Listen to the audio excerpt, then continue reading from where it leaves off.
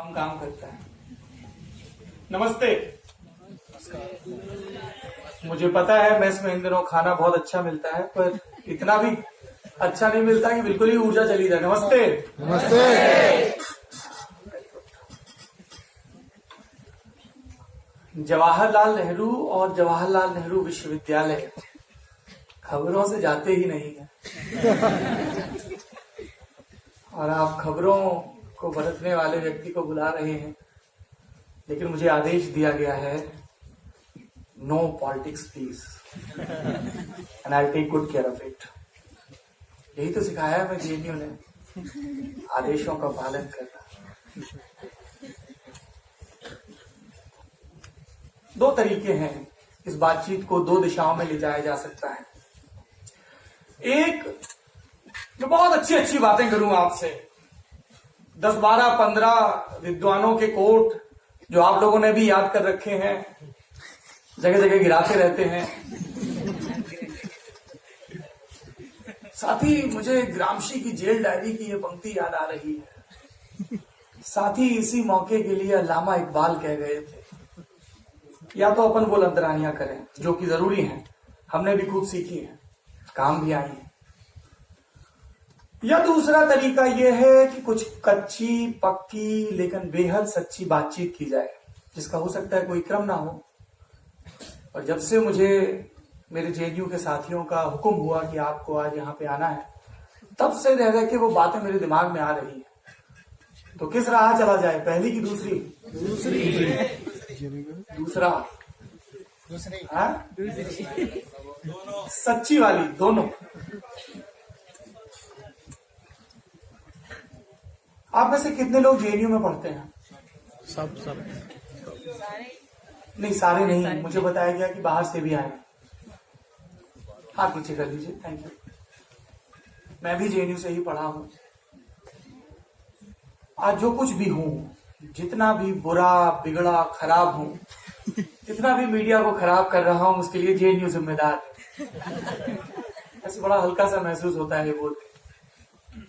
क्या सिखाता है जेएनयू आपको? कुछ भारी भरकम थ्योरीज शायद,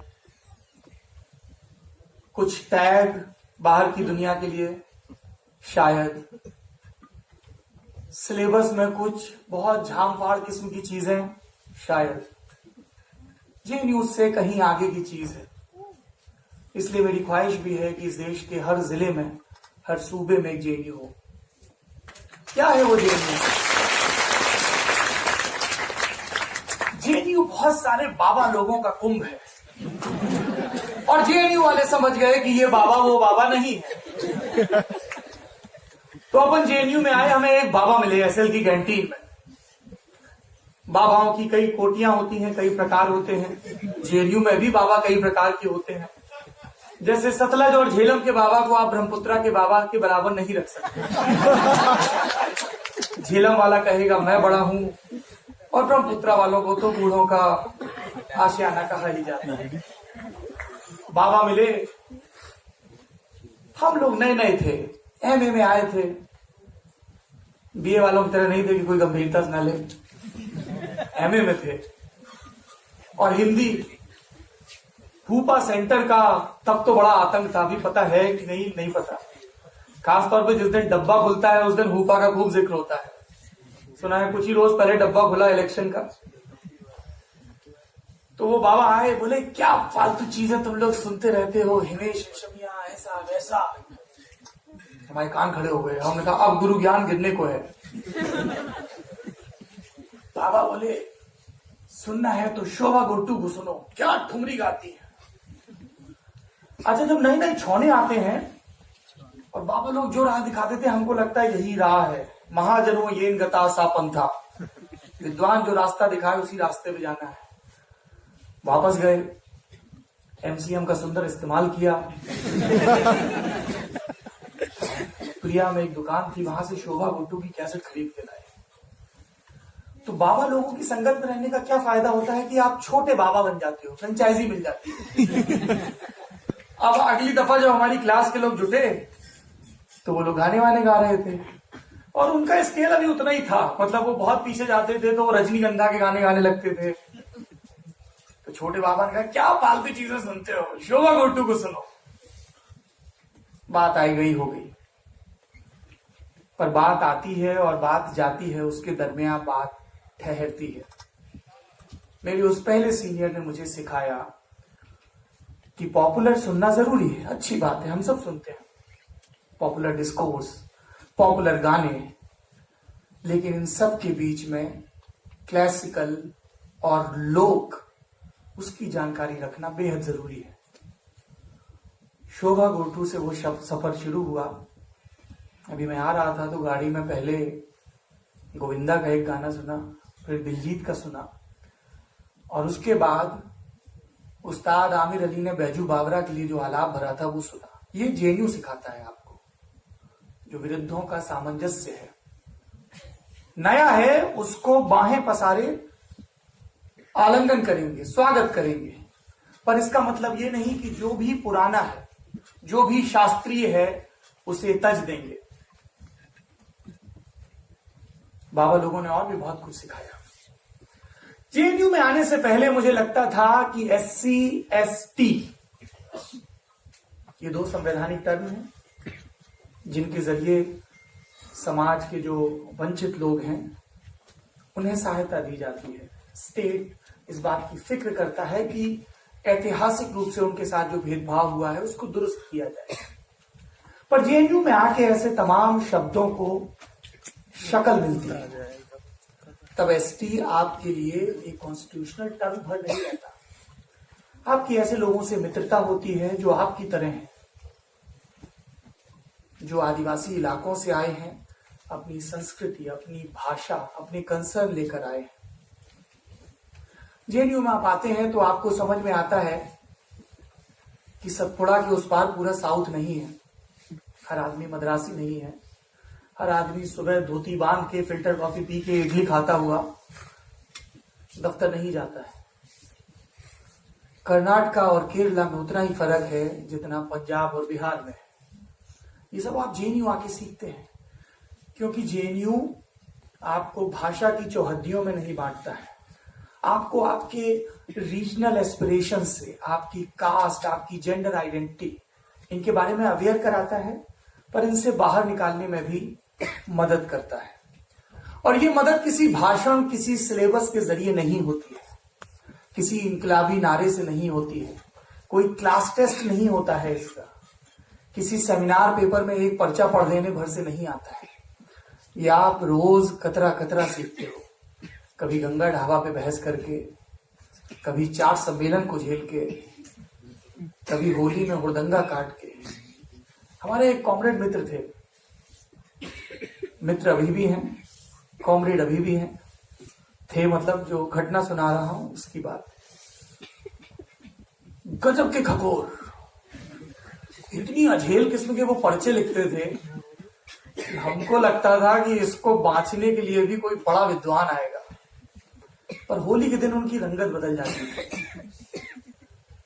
फिर हमने कुछ ऐसे लोग भी देखे जो खजूर किस्म के थे, खजूर बहुत पसंद करते थे और इसी वजह से इफ्तार का बड़े मन से इंतजार करते थे।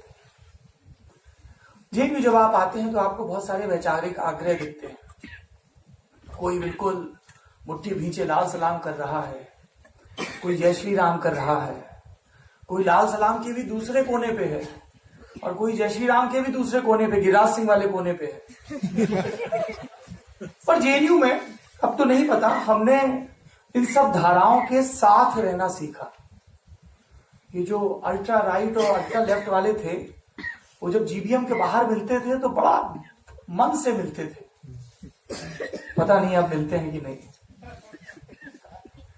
इतने मन से तो जी न्यूज और एनडीटीवी वाले भी नहीं मिलते हैं जितने मन से मिलते थे। तो जेएनयू आपको दूसरा सबक ये देता है कि भले ही मैं आपके थॉट प्रोसेस को सब्सक्राइब करूं या नहीं, बट वी कैन को एग्जिस्ट पीसफुली। और तीसरा और आखिरी सबक जो जेएनयू देता है वो ये है कि पढ़ाई और जिंदगी सिर्फ मुनीर का या वसंत कुंज या वसंत विहार ये 3 चरण हैं कथित प्रगति के। बुद्ध विहार से वसंत विहार तक का सफर है। 615 से 6150 नंबर की मर्सिडीज तक का सफर, ये बहुत सारे लोग तय कर लेते हैं, जेएनयू के बाहर भी और जेएनयू के भी। पर कुछ जिम्मेदारियां भी है ना, इतना सस्ता नहीं मिल जाता। ऐसे ही तो 250-400 रुपए में हॉस्टल नहीं मिल जाता साउथ दिल्ली जैसी जगह में। ऐसे ही तो एमसीएम स्कॉलरशिप नहीं मिल जाती। किसका पैसा है? किसका पैसा है जो हम पे खर्च हो रहा है? किसका पैसा है जिसके भरोसे मेरे बाबूजी, जिनके खेत में अनाज ढंग का हुआ है नहीं हुआ है, किसान क्रेडिट कार्ड के सहारे खेती चल रही नहीं चल रही है, फिर भी वो निश्चिंत सोते हैं, सही जगह है बच्चा, पढ़ लेगा कुछ। किसका पैसा है जिसके सहारे हमें यूजीसी नेट की कोचिंग नहीं करनी पड़ती? चौड़ में जाते हैं, जामिया में 3rd सेमेस्टर में देते हैं, फोड़ फाड़ के आ जाते हैं। किसका पैसा है ये? किसका पैसा है जो इन इमारतों को लाल रखता है? जिनका पैसा है उनको हम याद रखें यहां से निकल के भी, इस देश के लोग। और ये वो लोग नहीं हैं जिनके लिए 1 रुपए, 100 रुपए, 1000 रुपए या 1 लाख रुपए का कोई मूल्य नहीं है। ये वो लोग हैं जिनके लिए मेट्रो का किराया अगर 2 रुपए बढ़ जाए तो वो विकल्प खोजने लगते हैं। उनका भी तो पैसा लगता है ना इस विश्वविद्यालय में। उन लोगों से मैं मिलता हूं चुनाव में, आपको भी मिलवा देता हूं। मिलना चाहेंगे उन लोगों से? क्या इतने गंभीर गीत सुना रहा हूं कि सन्नाटा हो गया? 5-6 किरदार हैं। एक महिला मिली दंतेवाड़ा में, छत्तीसगढ़। अच्छा, दंतेवाड़ा सुनते ही लोगों के कान खड़े हो जाते हैं। उनको लगता है अभी एक आईडी ब्लास्ट होगा और कुछ पर्चे फेंक दिए जाएंगे। ये अर्ध सत्य है। दंतेवाड़ा बेहद खूबसूरत जगह है। शिक्षा को लेकर वहां कई अहम प्रयोग हो रहे हैं।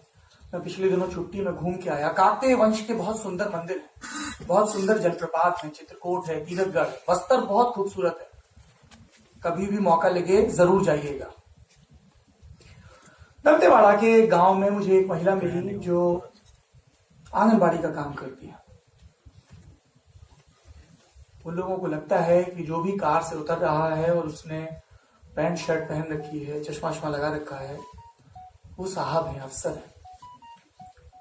वो महिला मेरी माँ की उम्र की थी।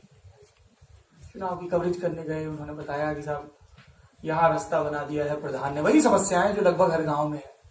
प्रधान ने रास्ता यहाँ बना दिया, लेकिन यहाँ तो कोई जाता नहीं, बस प्रधान के खेत को ये रास्ता जाता है। औरों ने समस्याएं बताई। कई लोगों को वहां हिंदी में नहीं आती थी, तो भाषा की समस्या भी आई। जब गाड़ी में बैठने लगे तो एक महिला आई, उन्होंने हाथ जोड़ लिया, मेरी माँ की उम्र की महिला। उनका कहना था, भैया महीने का 800 मिलता है, खर्चा नहीं चलता, 1200 करवा दो। 800 रुपए मिलता है, महीने का खर्चा नहीं चलता है। घर द्वार, भोजन, पढ़ाई, बच्चों की कपड़ा लत्ता, दवाई, 1200 करवा दो। और ये बोलते वक्त उनकी आंखों में उतनी करुणा थी कि यदि मैं कवि होता तो शायद वाल्मीकि हो जाता। जितनी करुणा वाल्मीकि की आंखों में रही होगी क्रौंच पक्षी का वध देखते हुए, उतनी करुणा। तो अगली दफा जब आप बहस करें तो ये 800 और 1200, ये 400 रुपए का फर्क याद रखें। पीलीभीत के एक गांव में गया। गांव में एक भाई साहब मिले, बढ़िया मोबाइल लिए, जियो जवानी वाले दौर के भाई साहब, 21 साल उम्र, दिहाड़ी मजदूरी करते हैं, कभी कभी मिल जाए। चुनाव का वक्त था तो गांव में आए हुए थे। बबलू नाम था भाई साहब का। भाई साहब के 5 बच्चे थे। यू हर्ड इट राइट, 21 साल की उम्र, 5 बच्चे।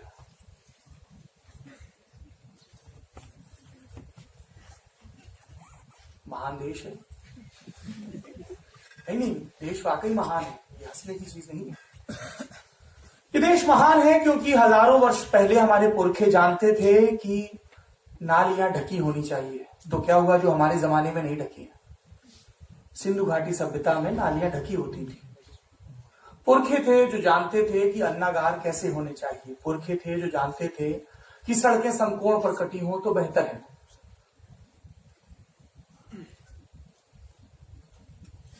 और हम क्या जानते हैं कि साहब जो गंदी किस्म की चीजें हैं ना, वो 10 बजे के बाद दिखानी चाहिए, जैसे बिग बॉस, जैसे कॉन्डोम का ऐड। बाकी क्या है जनसंख्या का एक इश्तेहार है, हमारे दो फूल बनाने हैं, दीवार पर पोतना है। दीवार पे इश्तेहार पोतेंगे, फिर कोई सुसु कर देगा, फिर दूसरा इश्तेहार लिख देंगे, गधे के पूत यहां मत मूत। ये मुल्क इश्तेहारों से चलता है। तो एक ऐसे महान मुल्क में जहां बहुत सारी प्राथमिकताएं हैं, एक बबलू है जो 21 साल का है और जिसके 5 बच्चे हैं। और बबलू बहुत गंभीरता से, बबलू आप लोगों की तरह नहीं है फुर्सत में बैठे चले आए बैठ गए ऑडिटोरियम में एसी वाले।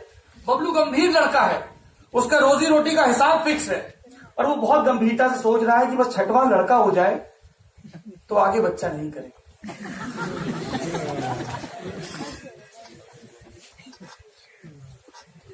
लड़के भी यहां बैठे हैं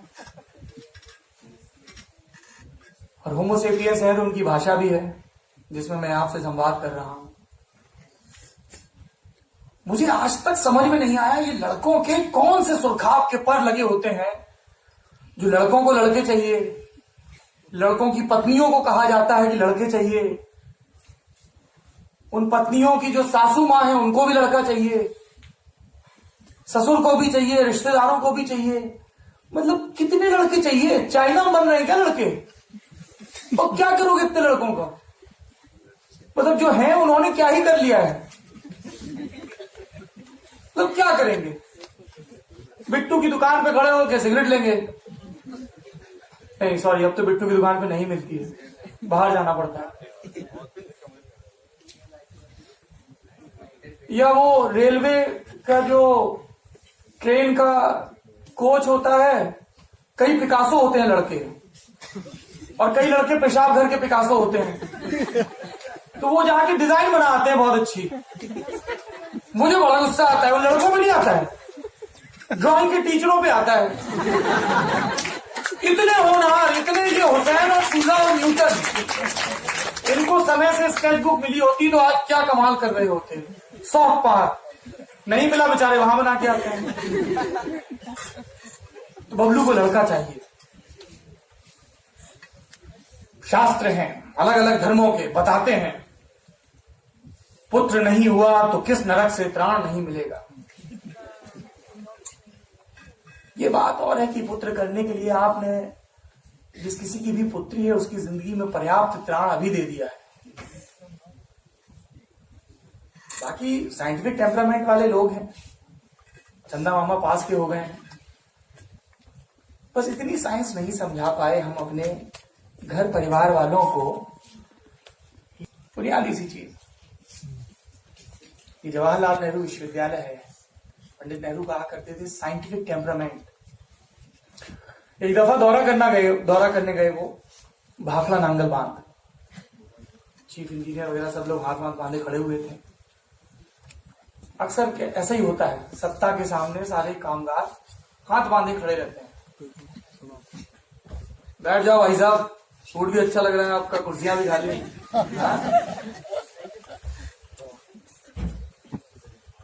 तो उन्होंने पूछा कि ये जो मजदूर यहां काम कर रहे हैं इन्हें पता है ये क्या कर रहे हैं? बोले हाँ साहब इन्हें पता है, यहां से ईंट उठानी है वहां डालनी, इनका काम है। बोले नहीं, ये सिर्फ ईंटें नहीं रख रहे हैं एक जगह से दूसरी जगह तक, इनको बुलाइए। लंच ब्रेक हुआ, बोला जी आइए आपसे बात करेंगे। डर गए बेचारे, कुछ गड़बड़ कर दिया क्या? तो नेहरू जी ने आधा घंटा तक उनको समझाया कि तुम सिर्फ रोजी नहीं कमा रहे हो, तुम सिर्फ पत्थर एक जगह से दूसरी जगह नहीं ले जा रहे हो, तुम बांध बना रहे हो, तुम देश बना रहे हो। देश बन रहा है और जेएनयू ने हमें सिखाया है कि उम्मीद एक जिंदा शब्द है, तो अच्छा बन रहा है। इतनी बढ़िया सीटी बजाई जिसने बजाई। हम चाहते हैं कि वो हमको हमारे सेशन के बाद मिले। और भी कई लोग हैं जिनसे चुनाव में मिलता हूं, जो मेरा देश है, भारत है, जिनकी बुनियाद पर, जिनके बिना पे मैं इस जेएनयू में पढ़ता हूं, आप पढ़ते हैं। मुरादाबाद में एक व्यक्ति मिले, पैदाइश से मुस्लिम, चुनाव में मिले, सरकारों से नाराज थे। होना चाहिए, मतदाता अमूमन सरकार से नाराज रहते हैं, कोई भी सरकार हो। बहुत सारी भीड़ थी मुरादाबाद में, कोई कुछ बोल रहा था, किसी को मंदिर चाहिए, किसी को मस्जिद चाहिए। उस आदमी ने बड़े काम की बात कही, कुछ जरदोजी का काम करता है, 150 रुपए। कभी स्कूल नहीं गया, मदरसे नहीं गया। आपको पता है उसने क्या मांगा? बोले साहब ये मंदिर मस्जिद सब ठीक है, बिजली सड़क भी ठीक है, देश सुरक्षित है, अच्छी बात है, आप तो बस इतना करवा दो कि हमारा बच्चा पढ़ जाए। कितनी बुनियादी और जरूरी चीज है कि एक आदमी जो कभी स्कूल नहीं गया, जो एक शोर के बीच खड़ा है, कोई कुछ मांग रहा है, कोई कुछ मांग रहा है, उसने पढ़ाई मांगी है, उसने पढ़ाई मांगी है, तुम्हें पढ़ाई मिली है, इसकी कद्र करो। पिछले दिनों एक किताब पढ़ रहा था, एक हम लोग ललन टॉप में सेगमेंट करते हैं किताब वाला, मनीष सिसोदिया, नाम सुना है किसी ने? जी। केजरीवाल बड़ा खुश होंगे आप लोग। उनकी एक किताब आई है शिक्षा के नाम से। उसमें उन्होंने लिखा कि एक दफा वो स्कूल का दौरा कर रहे थे तो देखा एक कमरे में टीचर रो रही है। जाके पूछा क्यों रो रही हो? बोले सर हमें लगता था कि हम बहुत महान काम कर रहे हैं, पढ़ा रहे हैं, हम इतनी मेहनत से पढ़ा रहे हैं, लेकिन घर पे इन बच्चों का ध्यान नहीं रखा जाता, तो खीज होती है कि इतनी मेहनत का क्या फायदा। पर आज सर पेरेंट्स टीचर मीटिंग थी, इसके पिता आए थे इस बच्ची के। सर इसके पिता सुबह 4 बजे उठते हैं, 4 बजे से 7 बजे तक गाड़ियां साफ करते हैं, 7 बजे सब्जी का ठेला लगाते हैं, 2 से 3 बजे लौट के आते हैं, और शाम की पाली में एक सोसाइटी के गार्ड हैं। मुझे पता है कि जेएनयू में ज्यादातर ह्यूमैनिटीज पढ़ी जाती है, मैंने भी पढ़ी है, पर इतनी तो अंकगणित सबकी दुरुस्त है कि इन पूरी नौकरी और शिफ्टों के बीच सोने के लिए कितना समय मिलता होगा उस व्यक्ति को, कितना सोने के लिए, कितना अपने बच्ची को पढ़ाने के लिए। पर फिर भी वो अपनी दिहाड़ी का नागा करके पीटीए में आया। टीचर इसलिए रो रही थी। हम जेएनयू में जो पढ़े, जो बने, कोई मुनीर का जाएगा, कोई अमेरिका जाएगा, समय से चले जाना। कुछ लोग जेएनयू छोड़ नहीं पाते हैं, साथ में जाइएगा, 11-12 बजे गंगा ढाबा मिलेंगे। ये बाबाओं के भी बाबा हैं, ब्रह्म राक्षस किस्म के। और उनकी बातें पता कैसी होती हैं? जैसे तुम्हारा कोई वीसी है अभी, है ना, या कोई प्रोफेसर है, तो वो उसको उसके फर्स्ट नेम से बुलाएंगे। क्यों? क्योंकि वो खुद भी फॉसिल है। बोले यू सी, मैं यहां पे आया था ग्रेजुएशन में, and then Kanti said this. अब आप झटके में आ गए, कांति? बोले हाँ, यू नो कांति वाजपेयी। तो आप बोले यार कांति वाजपेयी इतना बाबा आदमी, इतना बड़ा प्रोफेसर, फिर वो दून स्कूल में चले गए, और ये फर्स्ट पर्सन ले रहा है क्योंकि वो उस जमाने के लोग हैं। बोले हाँ यार, वो चंदू थे मेरे जमाने में, हम लोग बिहार भवन गए थे। आप लोग भी जाइए, बिहार भवन जाइए, धौलपुर भवन जाइए, सब भवन जाइए, समय से जाइए। जेएनयू में समय से आना, जेएनयू से समय से जाना, ताकि जो जेएनयू में सीखा है उसको जिंदगी में और देश पे अप्लाई कर सको, बेहद जरूरी है। कई लोग मजाक में जेएनयू का एक फुल फॉर्म बताते हैं, असंसदीय किस्म का है, डैश नहीं उखड़ता है, बहुत कुछ उखड़ सकता है। लल्लन टॉप बना है, तो लल्लन टॉप की जर्नी में कई बार ऐसे मौके आए जब बढ़िया इंग्लिश पिक्चर, एकदम कॉर्पोरेट कमरा है ना, शू शा वॉटन के पड़े हुए, एकदम पहले सीट से नीचे बात ही नहीं कर रहा है, ब्रो डूड। अब हमारे लिए तो बाबू भैया की कैंटीन की कॉफी है SIS की, और उनकी कॉफियों के प्रकार भी 12 किस्म के हैं। नहीं, कैपेचिनो के अलावा भी कॉफी होती है। एकदम English, americano, espresso, single shot, double shot. पर चूंकि अपन तो जेएनयू से थे,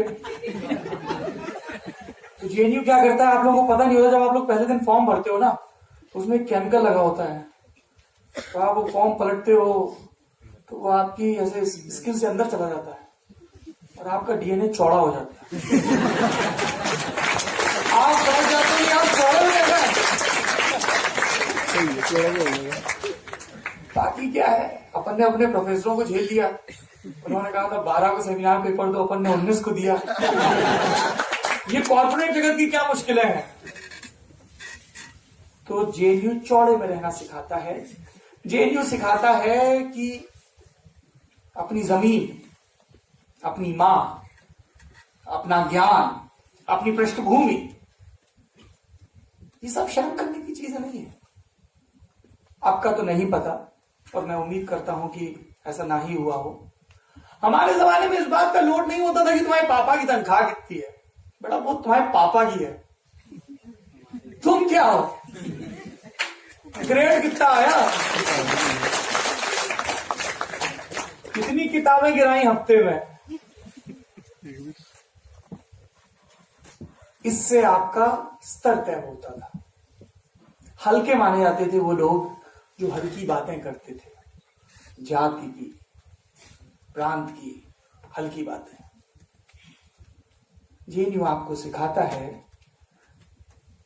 कि आप जिन हालातों में पैदा हुए हैं वो एक फैक्टर हो सकते हैं आपकी जिंदगी का, पर पूरी जिंदगी वही नहीं तय करेंगे कि आप क्या हैं। आप जो ज्ञान अर्जित कर रहे हैं किताबों में और किताबों के इतर आदमियों में, और उस ज्ञान को हासिल करने के बाद जिस रास्ते पे चल रहे हैं, वो तय करेगा कि तुम क्या हो। तुम गुजर हो, पाड़े हो, खान हो, फर्क नहीं पड़ता है। क्योंकि last time I check, oxygen दोनों ले रहे थे, बढ़िया सैयद भी और कानिकुटिया चित्पावन ब्राह्मण भी, दोनों को ऑक्सीजन की जरूरत पड़ती है। गुरुत्वाकर्षण भी जमीन दोनों पे बराबर लगा रही थी। फर्क इससे पड़ता है कि आप इस जीवन को कैसे बरतते हैं। आप भारत के सबसे सौभाग्यशाली लोग हैं, क्योंकि आप हिंदुस्तान की सबसे शानदार यूनिवर्सिटी में पढ़ते हैं, जो आपको सिर्फ डिग्री नहीं देती, एक बेहतर इंसान बनाने के लिए कमरों में, कक्षाओं में, ढाबों पर, गलियारों में रोजाना, हर पल, हर दिन सिखाती है। बहुत बहुत शुक्रिया।